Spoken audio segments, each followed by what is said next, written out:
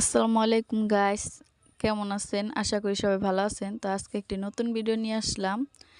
আজকে বানাবো চিতই পিঠা, ধনিয়া পাতা ভর্তা। তো এখানে আমি 1 কেজি পরিমাণ চাউল নিয়ে নিয়েছি। চাউলটা এখন আমি ভিজিয়ে নেব পানি দিয়ে।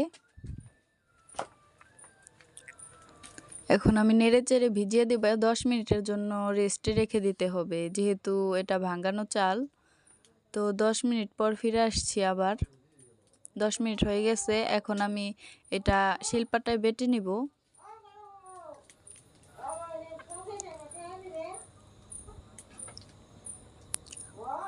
বাটাবাটি হয়ে গেছে। এখন আমি ধনিয়া পাতা নিয়ে নিব, যেহেতু ধনিয়া পাতা ভর্তা বানাবো। তো আমার বাগান থেকে নিয়ে নিলাম ধনিয়া পাতা কিছু পরিমাণ। তো এখন আমি মরিচ আর লবণ দিয়ে ভালো করে বেটে নিব। আমার বাটা হয়ে গেছে মরিচ। এখন আমার গুলাটা তৈরি করে নিয়েছি কুসুম গরম পানি দিয়ে। গুলাটা তৈরি করে নিয়েছি, এখন পিঠা দিব। তো দেখি কেমন হয়। বিসমিল্লাহ। এখন আমি ঢেকে দিব। মাশাআল্লাহ মাশাআল্লাহ, পিঠা তো দারুণ হয়েছে। কি সুন্দর ফুলকো পিঠে হয়েছে। তো এখন আমি দেখাচ্ছি পিঠাগুলো কেমন হয়েছে। সবাই জানাবেন পিঠাগুলো কেমন হয়েছে, যেহেতু আমার প্রথম ভিডিও, আমার পেজের প্রথম ভিডিও।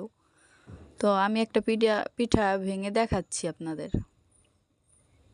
দেখতে পাচ্ছেন কত সুন্দর নরম হয়েছে। আমি একটা খেয়ে দেখাচ্ছি ভর্তা দিয়ে। আমার আর লোভ মানছে না, তা আম্মু বললো একটা খেয়ে নে। দারুণ। তো এই যে আমার পিঠার ফাইনাল লুক, দেখুন কতটা সুন্দর হয়েছে। তো সবাই ভালো থাকবেন। আল্লাহ হাফেজ। একটি লাইক দিয়ে দেন।